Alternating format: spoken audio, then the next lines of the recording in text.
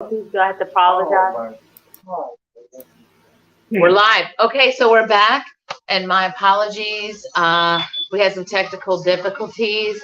We're actually live at Bazaar in Birmingham, owned by Will Harville, and he's actually being exceptionally nice to me because he stopped kind of doing podcasts in here. So I'm with Jerry, and as we spoke before, if you missed it, his mother is from Nigeria, and his father is from Wales. And if you can't tell by how his melanation and his magical melanation looks, that he's miscegenated. So, and what and we were Kim's talking, gonna adopt him. Go ahead. and so I know this podcast has nothing to do with what the original title was, but what we were talking about originally that we kind of got sidetracked. What was the original? What was it? Originally, it was. So this podcast is. He doesn't know. He just kind of showed up. He's a stranger to me. But our original podcast was on women. My original podcast was on women and accountability, and we were talking about ghosting. But then it just led into this whole thing. And I'm very raw and organic, as everybody knows. And so wherever it goes, it goes. If it doesn't stay with the topic, we don't care, because I feel like whatever comes out energetically, that's where we're supposed to be at. Yeah. So we were talking which really I don't even really want to get into it, but because Jerry has such a very specific, and he studies economics. Sure. And I have studied economics. Yeah, we just got done. I just graduated from Auburn University, and I'm actually working up at Regions out here for the time being, the next couple of weeks. So. Right. And so we ended up in a conversation really about the economics and how it's, I'm going to tell you how it started, and then we'll kind of go from there. Short version so that we can get where we were, because it was good shit. We were talking about, I personally feel like Barack Obama did not show up as a black man in office, and other people were saying that he didn't show up as he should, because white people expected him to come in as aggressive and these sorts of things, and that where we are economically has to do with the new president and that sort of thing. And I personally, I already got some point. Yeah, and so I don't believe that, because I have been in the financial industry for a very long time, brokerage. I'm in real estate currently.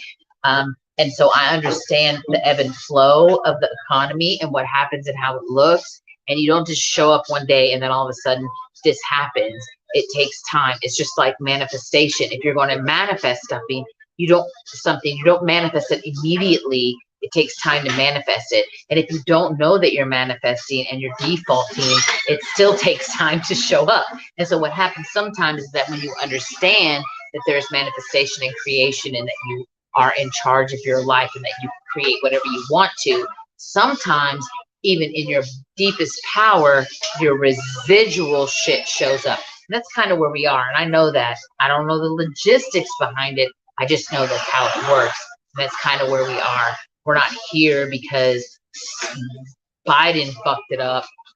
We're here because Trump started it, kind of, and this is us manifesting the afterfall of that. And that's kind of where we are. I say personally, if it were me, and I was saying this earlier, and I don't know if we came on, if I'm repeating, but it is what it is. If,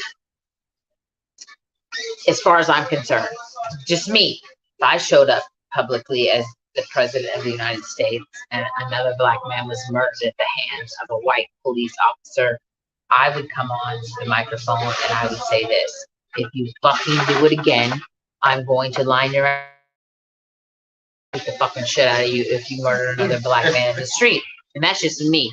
Now, I could be wrong. I could be, you can judge me for that, but that's how I feel that Obama should have showed up. And so luckily, and by the grace of God and all that is good, we know how I believe about that, Jerry showed up as a miscegenated child, and also as an economic major, to explain to y'all motherfuckers how this shit is this is not today, this happened, and this is who did it, and the background of him and his family, and his insight to where we are now. So that's what we were talking about before I screwed up the podcast somehow with background. So basically, what was happening? I'm here in Birmingham with you guys, and I was on the same walk that my ancestors had taken in search of education.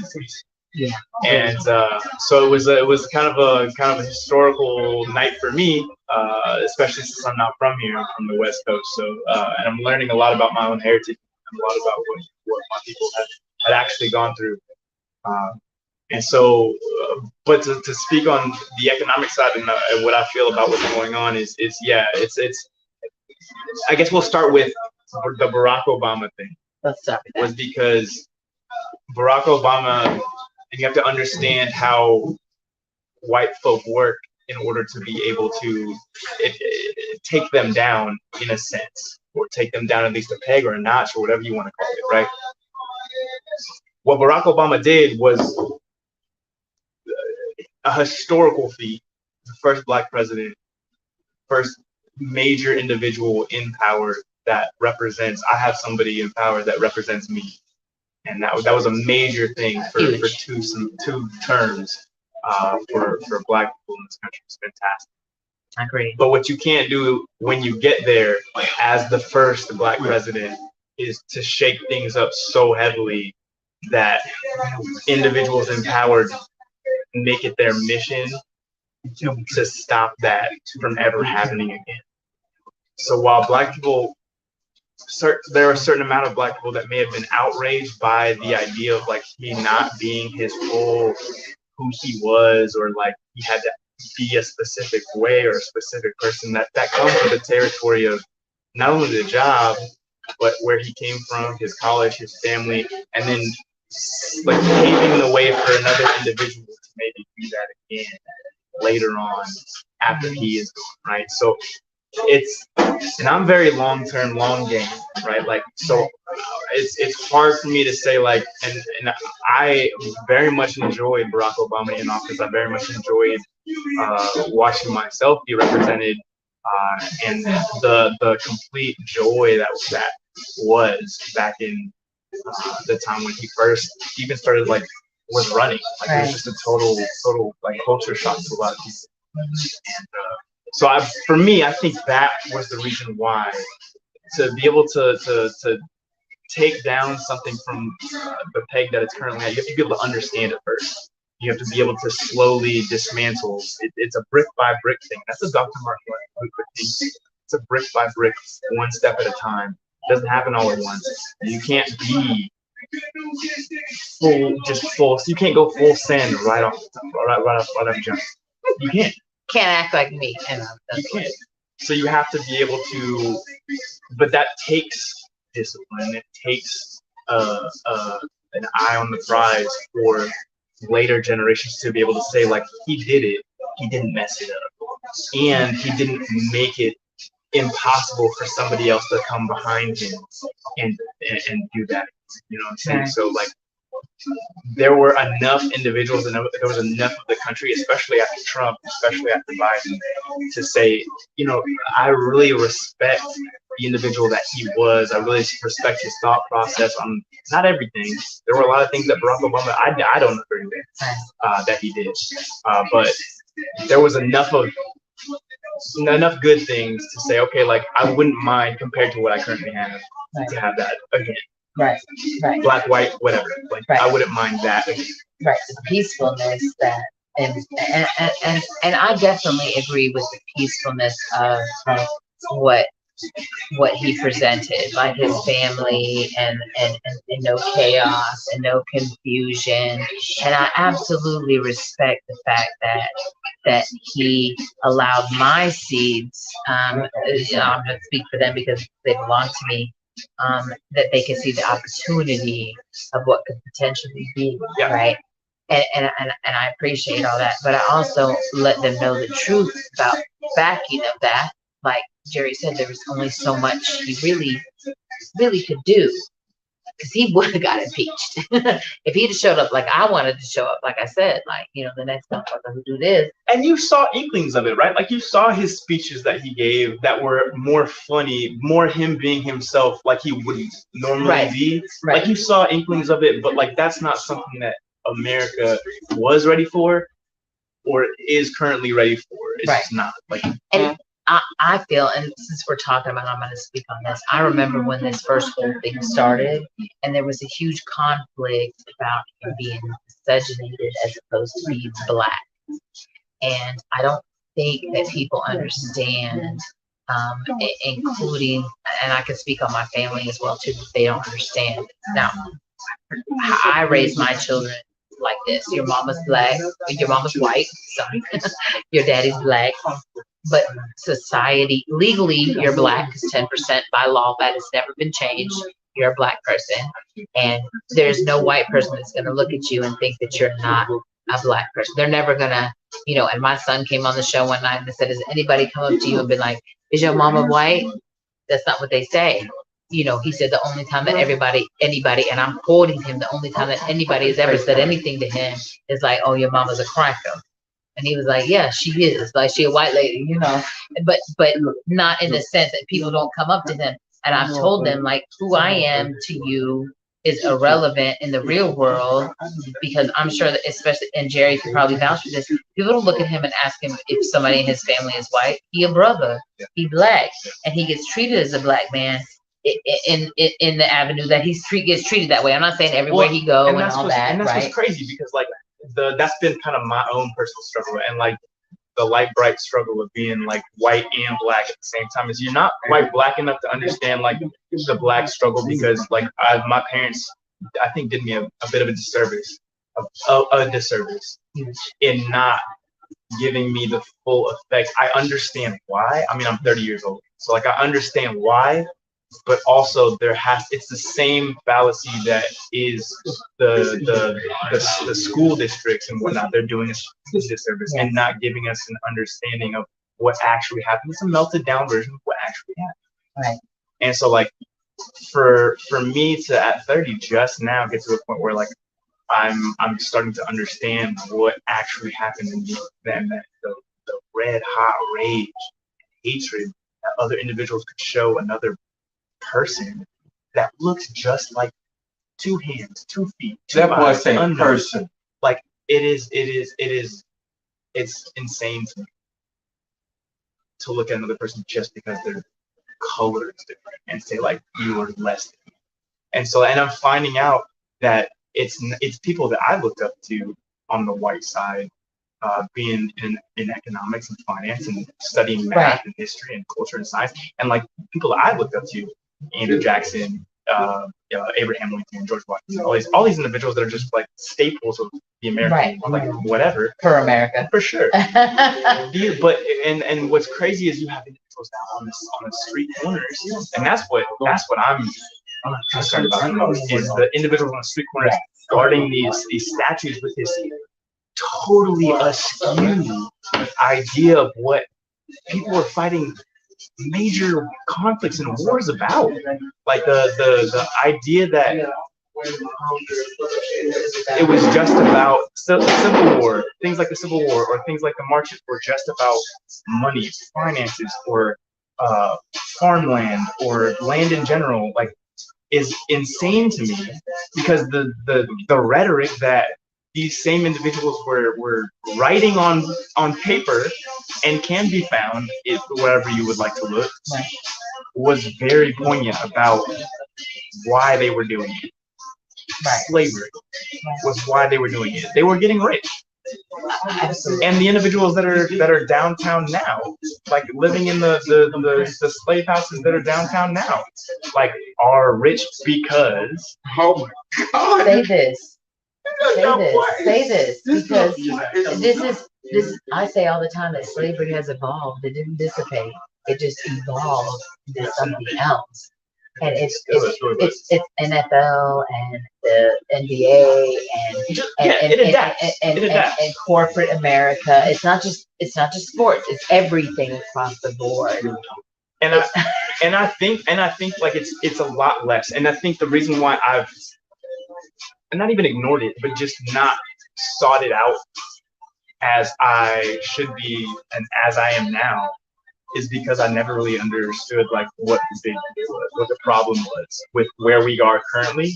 And I took Morgan Freeman did a little bit of a excerpt for me when he said, you know, like, okay, I'm gonna look at you like a person, and I'm gonna refer to you as a person, and you're gonna refer to me as a person, and we're gonna stop talking about the slavery. Right.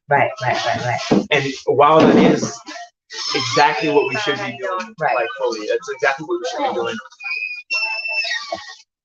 What that does is erase or allow for the other individuals who are louder than you to kind of spread lie and allow the individuals on the street corners talk on the street corners talk about this individual was fighting for a specific thing. Basically spread lies about what actually and why they were doing what they were doing. Right. Oh, so yeah, and that's what I'm finding out now. It's like, okay, it was very poignant in the sheer ignorance of like where we are as a country to just be able to stand out there and say and not know. It really was starting to bug. And that we don't speak about the reality of what really is, because we have this like whole kind of I don't know, clouded history or whatever. You know, I was at my mom's recently and I brought up the fact that our history is just such a lie. Like there's such a lie in the history of who we are, what we represent, and how this country was founded, and how we continue to move. And I mean, immediately my stepdaddy was like, "What do you mean? What do you mean the history is a lie?" And you know, I didn't go into it with him because there's no point. Because and like I speak on all the time, I'm not here to change. Initially, when I first started like finding myself and learning history and studying real history, true history, especially Black history, and I started really speaking out on it and that sort of thing, I realized that it was not my place.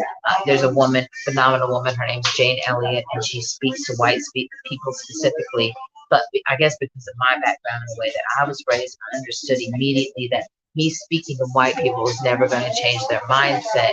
But the fact that if I could speak to Black folks that understand the unification and the understanding of how the white people think, that maybe that unification would promote liberation. And that is where we need to be trying to figure out. Because I will say this, and this is where I'll probably get punched in the face. No, you won't. Not by me. Is because there's still a responsibility that Black people have nowadays to say to themselves, all right, I understand what has happened. It's not right. It hasn't been right. Yes, you are 100% in saying that the whole thing is turned upside down against you. Mm-hmm. But it's been that way for hundreds and hundreds of years, and there have still been individuals that have been able to create colleges, still been individuals that have been able to create Wall Street, still been able, so like you have to be the individual, and I understand it's difficult, and I understand that yes, you have to work 3 times as hard. Yes. To be able to maintain, and that like it's easy to say you have to work 3 times as hard. You gotta care for your family. Your parents are out taking care of business outside because they have to pay for bills, and you gotta take care of family and you're generationally lacking in males in your family, whatever that is that gives you a deficit. It's up to you. Right. It's up to you to be the person in your family to say, like, it's not going to define me, it's not going to stop me, and like, how do I seek out? And I will give you my information because that's something that I've become very passionate about, is trying to figure out how to reach the individuals that want to get out that perhaps maybe don't know how. Right. But it's asking the right questions, it's being curious, it's not taking any type of no for answer. But when you do get a no, you have to be able to know how to play the game. And the understanding that I understand how you're raised, I understand what you've seen, but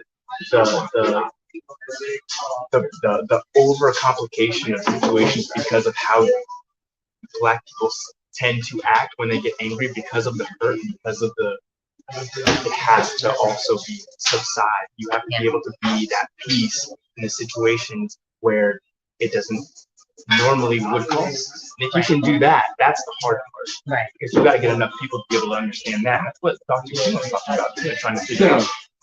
Can we adopt him? Yes, we can. Absolutely. Me and Bruce have just officially adopted Jerry. And I say this a lot too to my children.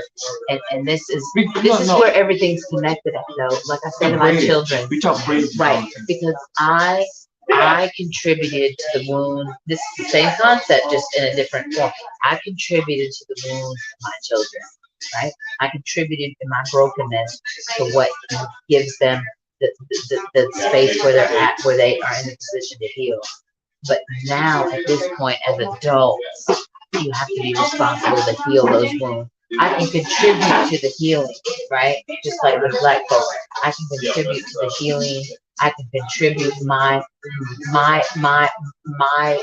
background and my history that gives more insight to what white folks really think about. But what I cannot do is actually do it for you. I can't tell you what to do as Black folks. I can't tell you how to be or tell you how to move forward. But I can say this: move fucking forward. But you know what? Move.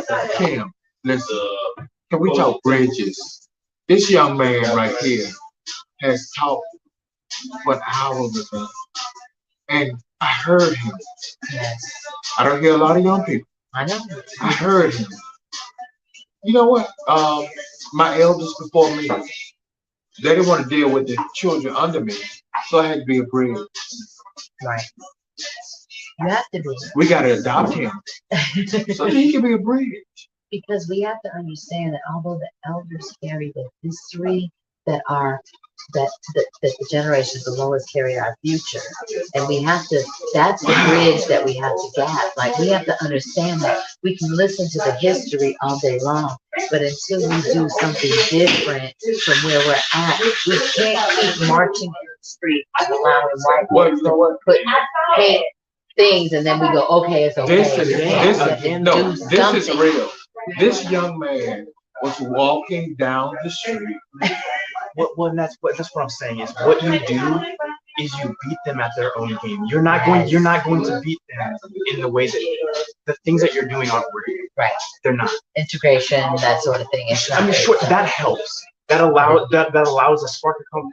That you are always going to be underneath this, and trying to get up. And as soon as you feel like you've gotten through just a little bit, that ball rolls right back down the hill because somebody gets shot, or somebody a bill gets passed, or something happens. Like, they are always. So what you have to do is you have to infiltrate. My God. That is what Barack Obama did. Yeah. That he paved that way for other people to do the same exact thing. Kamala Harris, however ridiculous she is a Black woman in office. I agree. And has the opportunity to do. She's not. She also is being. She's a flounder. I mean, it's a true statement, because at the end of the day, and I say this, I just talked about this today. I appreciate the fact that she's there so that I can say to my children, anything is actually possible. You can be a Black person and do anything, but she could have she was involved in the systemic racism just as much as everybody else was. And I feel like she's done more damage than good because the fact that she not only Biden. Why do you think Biden ran? Are you serious? Looks. Because someone else told him this is what you're going to do. It gave Biden he used Kamala Harris to be able to say, hey, look, this is another opportunity that the Black he's using, right? It's using. But we're not, the Black culture isn't benefiting off her being there. They're not. And they didn't benefit that's what off I'm saying. It's not something that yes, it's great that she's in there. She's the first vice president. It's great. It's beautiful. Black, but it's not what it's like Juneteenth. You made Juneteenth a national holiday. Juneteenth is a fucking Sunday. It's not what we fucking want. We don't want a holiday. It's my day. Right? We don't want. What we want is the reparations that you paid the slave owners. That's what we want, right? We want a redo. We want to restart, but that you're not going to get. Right, and you're not getting a restart from the government. And let's talk about that. When we talk about reparations really quick, because you brought it up. That's the only reason I'm saying. let me be very clear about this. Reparations are not to benefit and create wealth in the Black community. They are to shut the Black community down, to be quiet, because at the end of the day, there is no wealth that is going to be created in the Black community that can change the Black community into anything. Oh, that's not true. Go ahead. Okay, so slave owners got, I think it was like $100,000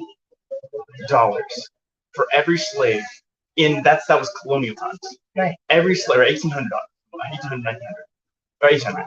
Which $100,000 is like $100 million in today's money. Right. If someone if you owned a plantation of slaves, 50, 60, 70 slaves on a small plantation, the math on that creates generational wealth so yes, the government, your reparations were paid.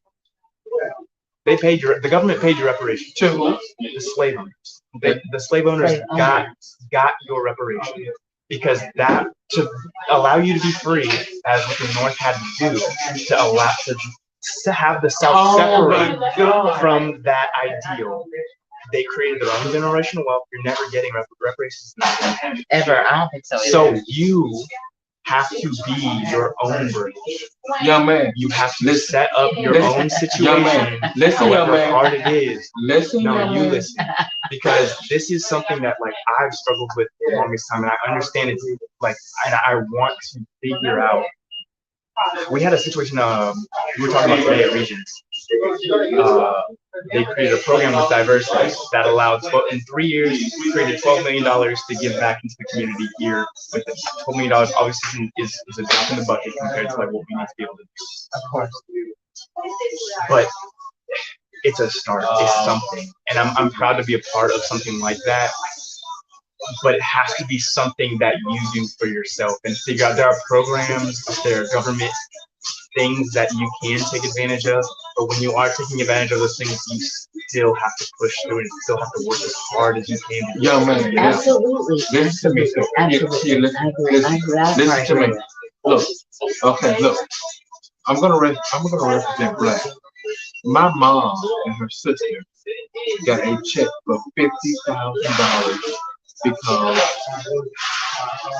they did my dad, my granddad, and all of them wrong. So if they got a check for $50,000. So what you're telling me is we got 50, but they got what?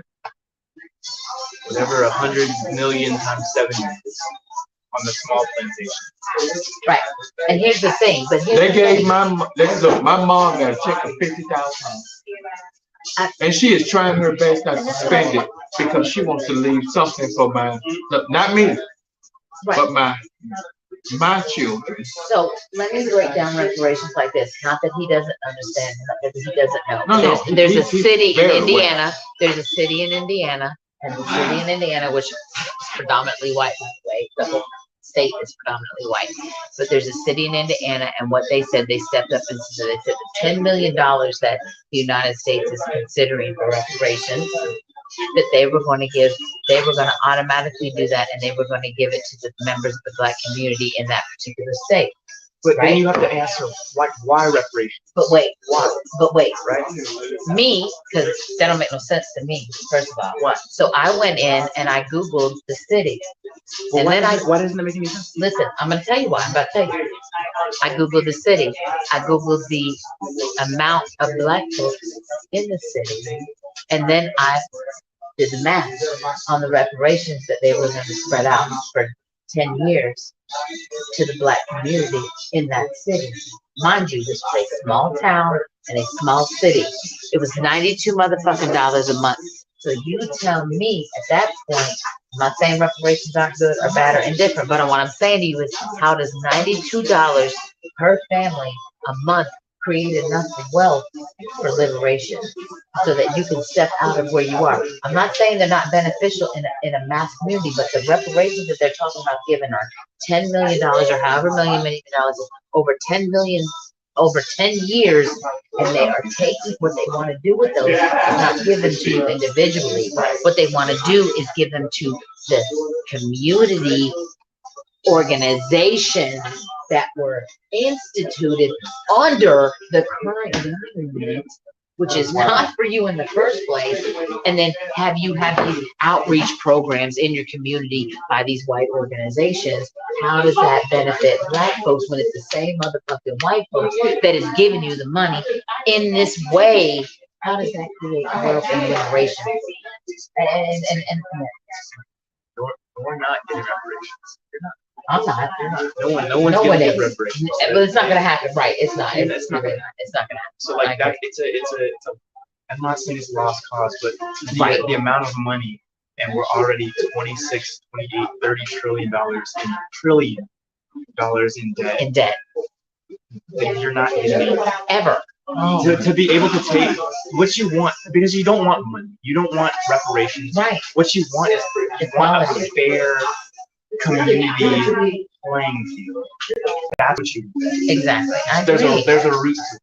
And like you're not going to ever get that unless you infiltrate and you are the individual working behind the scenes with others, because Barack Obama can't do it by himself.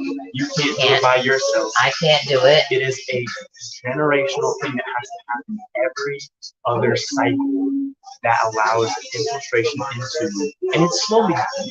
It's slowly happening. It's happening under the guise that, Joe Biden gets into the presidency this time, maybe. Like Kamala Harris is in there now. Like, so it's happening at a pace that white folks would be comfortable with. Right. But in order for it to happen faster, you have to be able to say the name. Yes. I am one of actually two people the black people in regions right now. I have infiltrated the finance sector for myself in Charlotte, in Birmingham, in San Diego, for myself, for my family, because on a micro level, like that's what I can control. What I need, and what you need, and what you need, and what you need is for everyone to understand the same thing. Because if black people have taught us the history of black people taught one thing, it is if you band together under a song at one single basis, understanding one single thing, you can do it. Oh my God, young man! And I say that all the time. If you bypass your religion, if you bypass your economical status. Oh yes, subscribe, like, comment, and share the show. Sorry, Jay. We got all deep off in it. Subscribe, like, comment, show, SavageCom.entertainment. Jim Savage, the dopest thing. But I say this all the time. There is so many things that we need to do, that has to happen right now. He's speaking from his perspective, and I'm speaking from the white perspective. And at the end of the day, white people only allow so much. They only allow certain things, to happen. And there is the infiltration that he's talking about. I personally believe that infiltration, as far as, and I say this all the time, Patrick Alexander, I hope he's listening.